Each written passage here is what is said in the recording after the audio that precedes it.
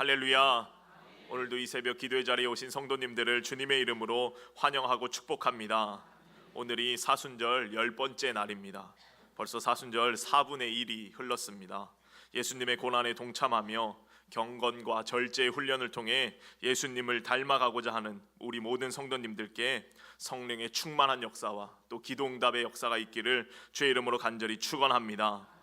오늘 말씀의 제목은 진리가 너희를 자유롭게 하리라 입니다. 진리가 너희를 자유롭게 하리라. 오늘 말씀의 주제는 진리와 자유입니다. 진리와 자유. 인류는 생각하기 시작한 때부터 진리가 무엇인지 고민을 했습니다.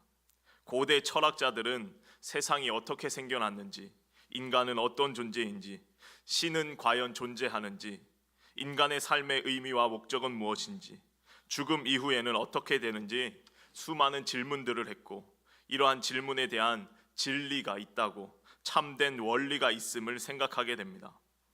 우리가 믿는 기독교에서는 하나님, 그분 자체가, 예수 그리스도가 이 모든 질문에 해답이 되고 있음을 알려주고 있습니다.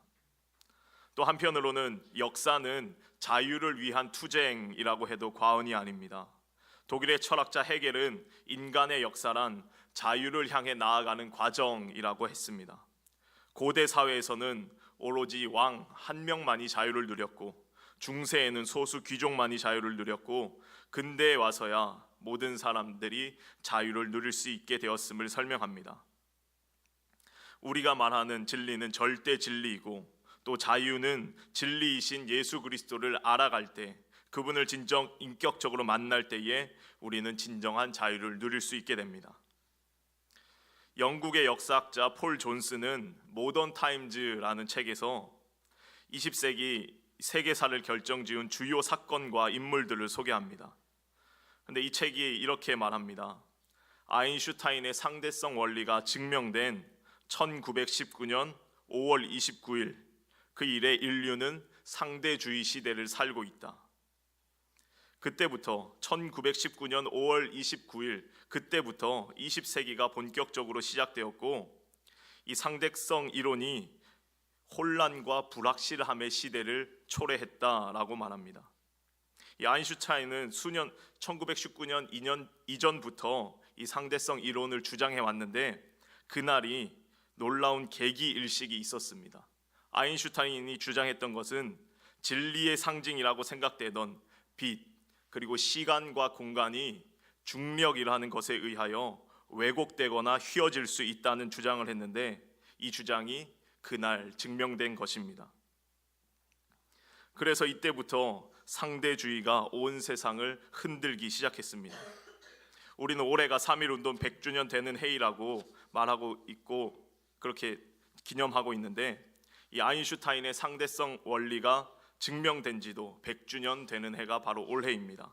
전 세계는 지난 100년 동안 상대주의를 기반으로 소위 말하는 포스트 모더니즘 시대를 살아가고 있습니다. 절대적인 진리를 거부합니다.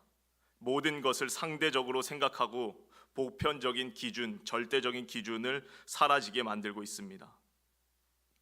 이 상대주의에 여러 가지 문제점과 폐단이 있지만, 우리가 요새 가장 큰 문제로 삼고 있는 것 중에 하나를 꼽자면 동성애를 생각해 볼 수 있습니다. 절대적인 기준이 없으니 내가 남성인지 여성인지 그것에 대한 기준도 흔들리는 것입니다. 생물학적으로 남자로 태어나고 여자로 태어난 것을 받아들이지 않고 부정하면서 성 정체성에 혼란을 느낍니다. 내가 과연 남자인가? 내가 과연 여자인가? 여기서 출발하는 것이 동성애의 문제입니다. 그러나 우리는 잘 알고 있습니다. 철학의 사조, 시대의 흐름은 역사적인 상황에 맞게 또 언젠가는 변하기 마련입니다. 그러나 우리는 세상이 변해도 영원토록 변치 않는 진리, 절대적인 진리, 예수 그리스도, 하나님의 말씀을 우리는 붙잡아야 하는 줄로 믿습니다. 오늘 말씀은 예수님과 유대인들의 대화, 논쟁 중의 일부분입니다. 요한복음 7장부터 8장까지는 예수님과 유대인들의 대화가 길게 이어지고 있습니다. 오늘 말씀을 통해 주시는 진리와 자유에 대한 예수님의 음성을 듣고 기도의 제목을 얻기 원합니다. 첫째로, 말씀 안에 거할 때에 진정한 자유를 누릴 수 있습니다. 말씀 안에 거할 때에 진정한 자유를 누릴 수 있습니다.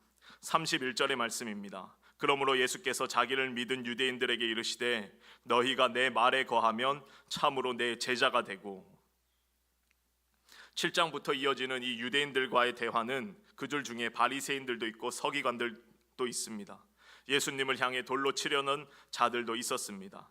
그들 중에 예수님을 믿은 유대인들이 있었다라고 성경은 기록합니다. 예수님은 그들에게 진정한 진리와 자유에 대하여 말씀해 주십니다. 너희가 내 말에 거하면 참으로 내 제자가 될 것이다. 여기서 내 말로 번역된 헬라어는 로고스라는 말입니다. 로고스. 요한복음 1장에 말씀으로 번역된 그 단어와 동일한 단어입니다. 요한복음 1장 1절 이하에 이렇게 기록합니다. 태초에 말씀이 계시니라. 이 말씀이 하나님과 함께 계셨으니 이 말씀은 곧 하나님이시라. 그가 태초에 하나님과 함께 계셨고 만물이 그로 말미암아 지은 바 되었으니 지은 것이 하나도 그가 없이는 된 것이 없느니라.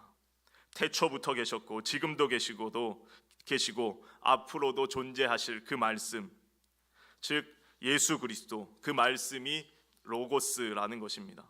사도 바울은 이 말씀이 육신이 되어 이 땅에 오신 분이 예수님이라 선포합니다. 1장 14절입니다. 말씀이 육신이 되어 우리 가운데 거하심에 우리가 그의 영광을 보니 아버지의 독생자의 영광이요 은혜와 진리가 충만하더라. 말씀 자체에 은혜와 진리가 충만하다라고 성경은 기록합니다.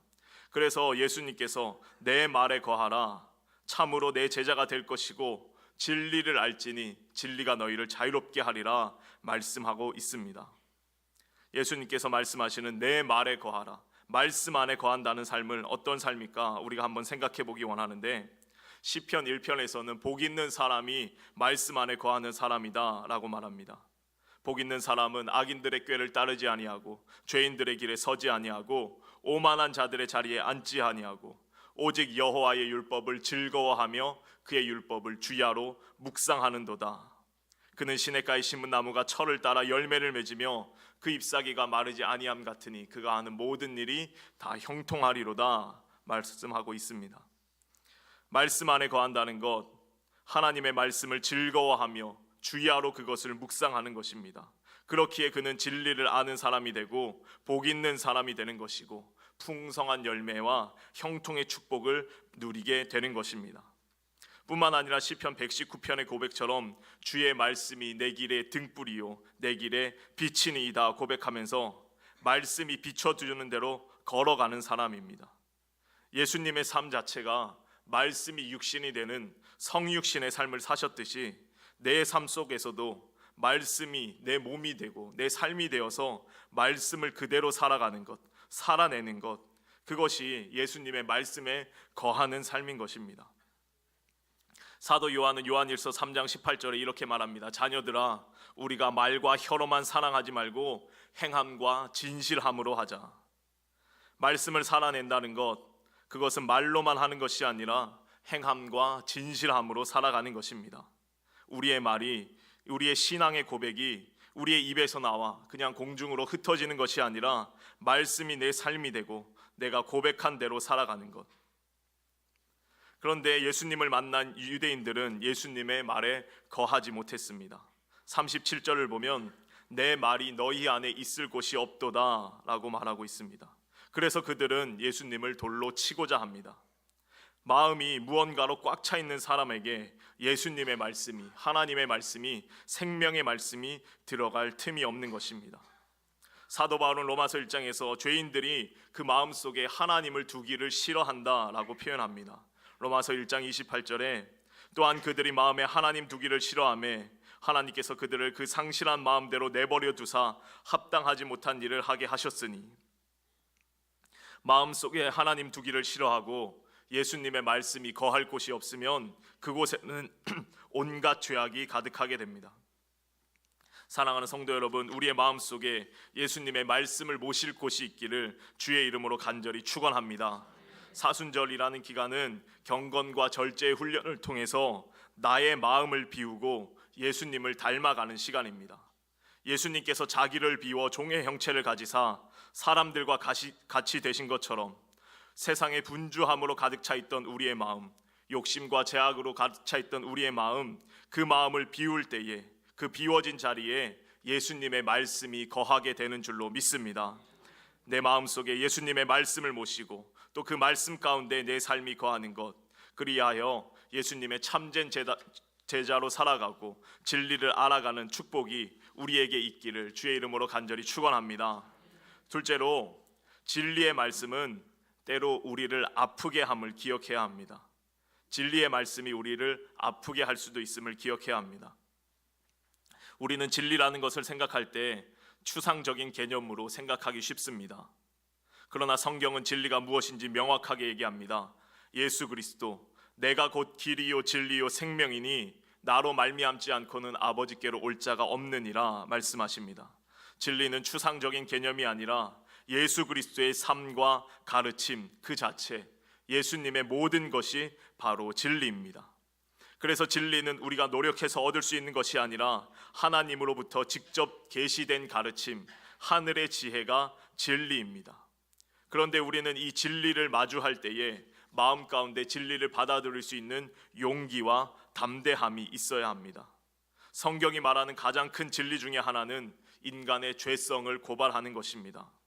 오늘날에도 많은 사람들은 당신이 죄인이다 라고 하면 좋아하는 사람이 별로 없습니다. 우리가 신앙인임에도 불구하고 내가 죄인임을 다른 사람이 이야기할 때에 우리는 별로 좋아하지 않습니다. 현대 교회의 위기는 죄를 죄라고 말하지 못한 데서부터 시작됐다고 합니다.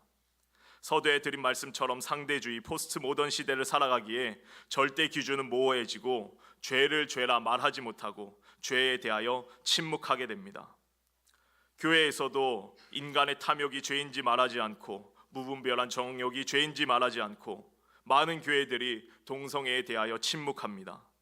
죄를 죄라고 말해서 괜한 싸움을 만들까봐 오히려 평화를 선택하는 척하면서 진리를 무시해버리는 것입니다. 그러나 예수님은 인간 내면의 추악함을 여지없이 보여주십니다. 마태복음 23장은 바리새인들과 서기관을 꾸짖는 예수님의 말씀이 계속 이어지고 있습니다. 화 있을진저 외식하는 서기관들과 바리새인들이여, 잔과 대접의 겉은 깨끗이 하되 그 안에는 탐욕과 방탕으로 가득하게 하는도다. 눈먼 바리새인이여, 너는 먼저 안을 깨끗이 하라. 그리하면 겉도 깨끗하리라. 화 있을진저 외식하는 서기관들과 바리새인들이여, 회칠한 무덤 같으니 겉으로는 아름답게 보이나 그 안에는 죽은 사람의 뼈와 모든 더러운 것이 가득하도다. 이런 진리의 말씀을 들은 유대인들은 예수님을 수차례 돌로 치려고 합니다. 진리의 말씀을 들을 수 있는 귀가 열리지 않았기 때문입니다. 구약의 말씀에도 우리의 마음을 때때로 불편하게 하고 찌르는 말씀들이 많이 있습니다. 우리가 잠언이라는 말씀을 많이 하는데, 잠언이라는 말씀이 한자어로 잠이 경계할 잠인데 바늘 잠자입니다. 바늘 잠자. 우리의 가슴을 찌르는 말, 따끔하게 찔러서 정신이 번쩍 들게 하는 말, 그 말이 잠언의 말씀입니다. 히브리서 기자는 말합니다. 하나님의 말씀은 살아있고 활력이 있어 좌우의 날선 어떤 검보다 예리하여 혼과 영과 및 관절과 골수를 찔러 쪼개기까지 하며 또 마음의 생각과 뜻을 판단하나니 지으신 것이 하나도 그 앞에 나타나지 않음이 없고 우리의 결산을 받으실 이의 눈앞에 만물이 벌거벗은 것 같이 드러나느니라. 하나님의 말씀은 살아있고 활력이 있어 어떤 검보다도 예리합니다. 우리의 혼과 영과 관절과 골수까지 찔러 쪼갤 수 있습니다. 우리의 마음 깊은 곳에 생각과 뜻까지 다 판단하십니다. 그리고는 우리가 결산을 받을 때에 만물이 벌거벗은 것처럼 모든 것이 다 드러나게 된다 말씀하십니다. 사랑하는 성도 여러분, 우리는 하나님 앞에 벌거벗은 채로 설 때가 반드시 옵니다. 때때로 우리를 불편하게 하는 진리의 말씀을 회피하지 말고 마음속 깊이 새김으로 하나님의 말씀과 마주하는 용기를 통하여 진정한 자유함을 누리는 우리 모두가 되시길 주의 이름으로 간절히 축원합니다. 끝으로, 진정한 자유는 죄로부터의 자유입니다. 진정한 자유는 죄로부터의 자유입니다. 어느 목사님이 죄에 대하여 이렇게 정의를 했습니다. 왕자의 운명을 타고 나서 거지의 운명으로 살아가는 것이 죄다. 왕자의 운명을 타고 나서 거지의 운명을 살아가는 것이 죄다. 우리가 어릴 적 즐겨 부르는 복음성가 중에 이런 찬송이 있었습니다.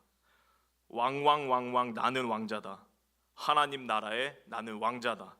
내가 비록 약할지라도 나는 왕 나는 왕 나는 왕자다. 2절은 0000 나는 공주다. 하나님 나라에 나는 공주다. 내가 비록 약할지라도 나는 나는 나는 공주다.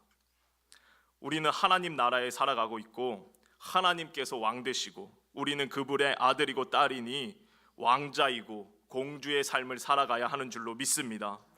왕자의 운명으로 태어났는데 왕자처럼 살지 않고 거지의 운명처럼 살아가는 것, 이것이 죄라는 것입니다. 하나님의 형상대로 창조받은 인간이 하나님의 형상을 잃어버리고 죄의 노예로 살아가고 있는 모습입니다. 예수님과 유대인들의 대화를 보면 진리가 너희를 자유롭게 하리라는 말씀을 들은 유대인들이 예수님께 반문합니다.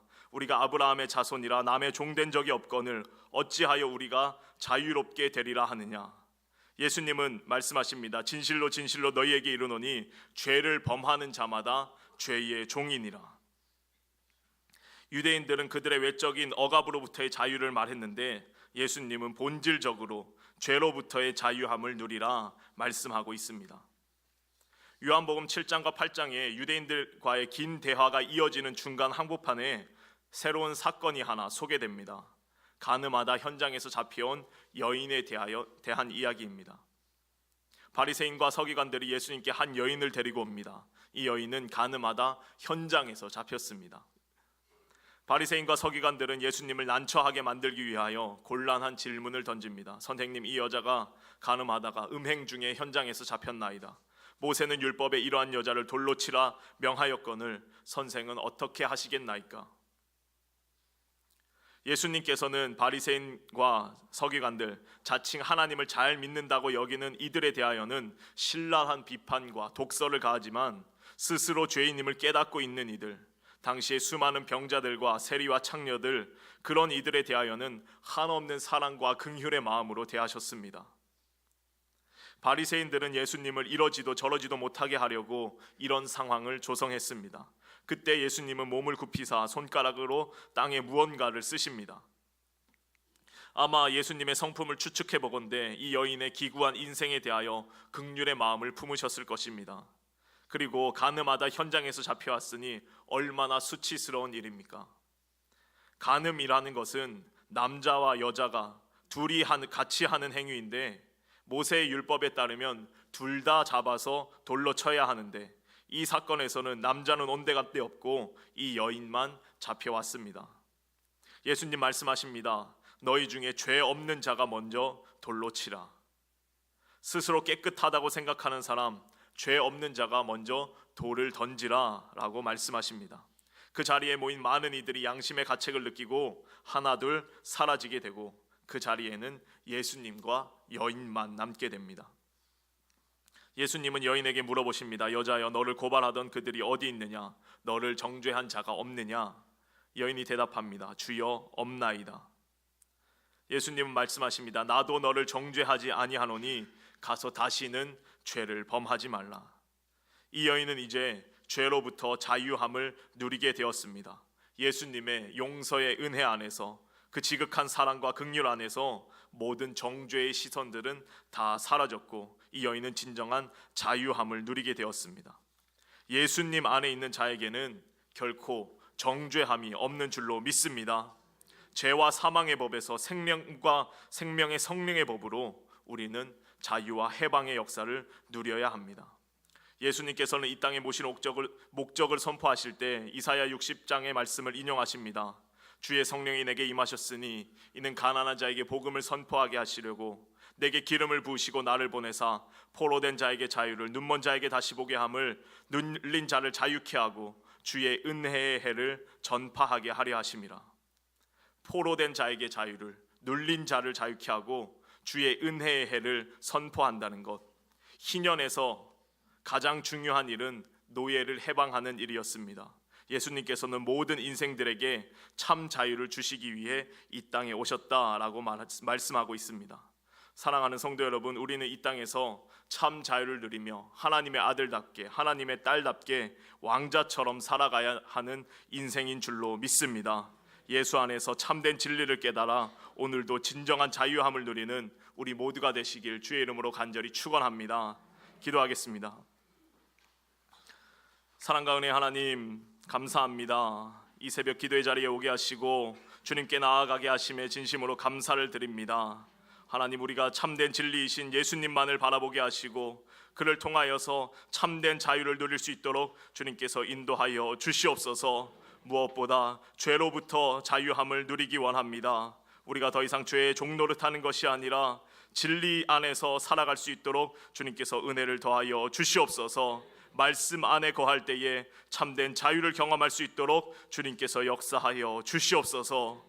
이 새벽에도 정성껏 구별하여 하나님 앞에 예물을 올려드립니다. 10의 1조를 드리고 여러 가지 감사와 서은의 예물을 주님께 드리오니 하나님 기쁘게 받으시고 풍성한 은혜로 채워 주시옵소서. 특별히 내일 거룩한 주일을 준비하는 동안 사모하는 마음으로 준비하게 하시고 광림에 속한 모든 권속들이 모여 하나님께 영광 돌리는 축복의 시간 되게 하여 주시옵소서. 오늘도 주님의 말씀 안에 거하는 복된 날 되기 원하오며 예수님의 이름으로 기도하옵나이다. 아멘.